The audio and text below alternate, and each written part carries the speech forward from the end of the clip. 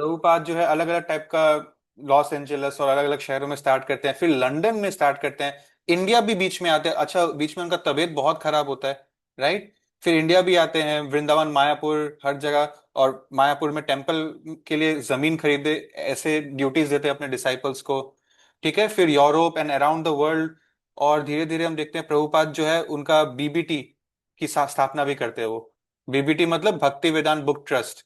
और क्या आप में से कोई मुझे बता सकता है कि इस्कॉन और बीबीटी अलग अलग संस्थाएं क्यों हैं?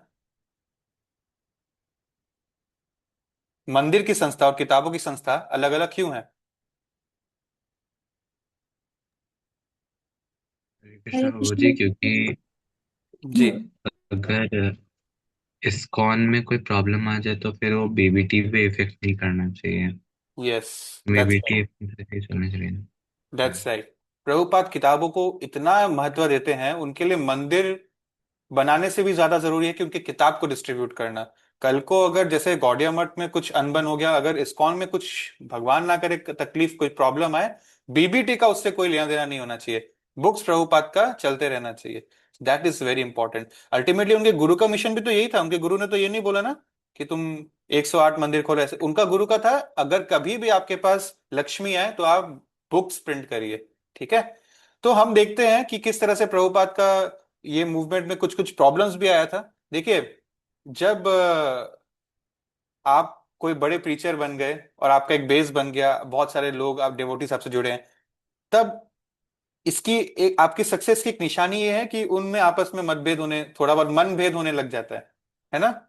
ये एक बहुत अच्छी बात है, इसको एक्चुअली सेलिब्रेट करना चाहिए कि हमारा इस लेवल तक पहुंच गया कि अब आपस में भी, मतलब घर में इतना रोटी है कि अब जो है मेरा तेरा का लड़ाई शुरू हो गया। जब रोटी नहीं था तब क्या चीज, क्या लड़ने के लिए है क्या? राइट। तो एनीवे ये बोलने की बात है।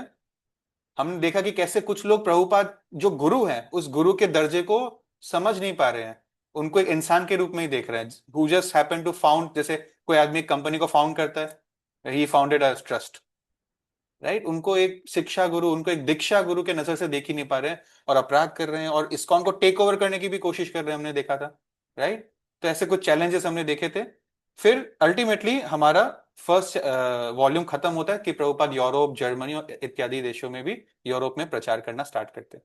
और मुंबई में भी इस्कॉन टेम्पल स्टार्ट करने का प्रयास चल रहा है, बंगाल में तो हो ही गया है, और इस तरह से इंडिया में भी कोई कोई जगह पर सक्सेसफुली चल रहा है उनका। ठीक है। हमारा कहानी कहाँ, किस साल में खत्म हो रहा था, अगर आपको याद है?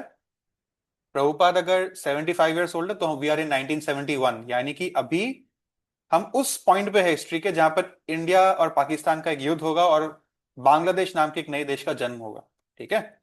सो या, that is pretty much what recap we needed for starting volume 2, which formally will start tomorrow, but मैं आपको एक छोटा सा ग्लिम्स जरूर दूंगा before we end today's session. Just a second. Okay.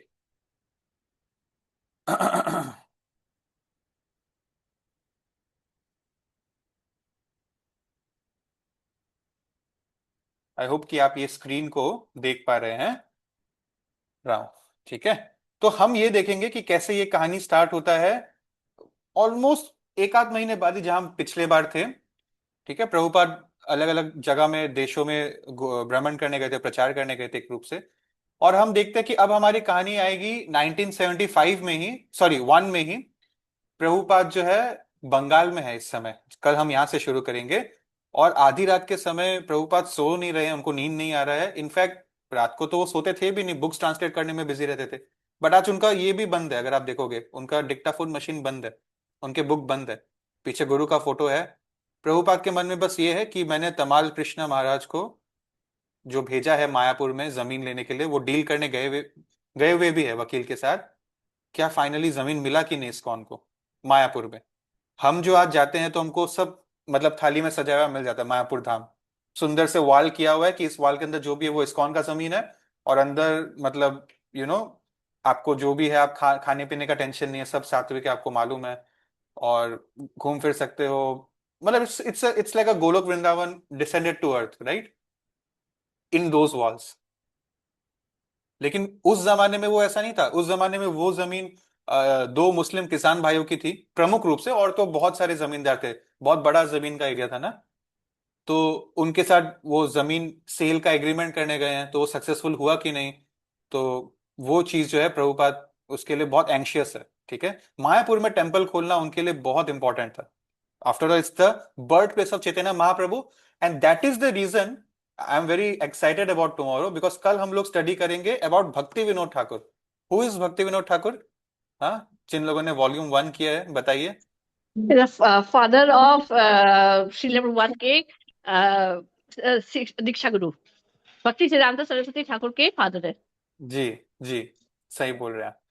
तो हम देखेंगे, हम एक्चुअली कल 1971 नहीं, हम कल 1888 को डिस्कस करेंगे कि किस तरह से कृष्ण चैतन्य महाप्रभु का जन्म स्थान हमको वापस समझ में आया कि कहाँ था। इमेजिन करिए, भगवान युग अवतार, कलयुग का सबसे प्रमुख अवतार जो भगवान ने लिया है वो है चैतन्य महाप्रभु, 500 साल पहले। लेकिन जो डिस्टरबेंसेस हुआ, मुगल इन्वेशंस और इन सब के बाद बहुत टेम्पल्स भी डिस्ट्रॉय हुए, और हमको बेसिकली हम भूल गए कि चैतन्य महाप्रभु का बर्थ प्लेस कहाँ है, जिसको उन्होंने वापस ढूंढ कर निकाला। और उसकी स्टोरी हम फिगर आउट करेंगे कल। ठीक है, so thank you for giving your valuable time today. Srila Prabhupada की जय, आप सबकी जय।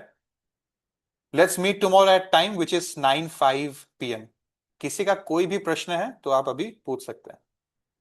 हरे कृष्ण।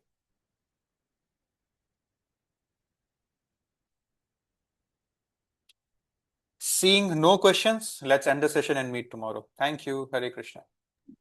हरे कृष्ण प्रभु जी।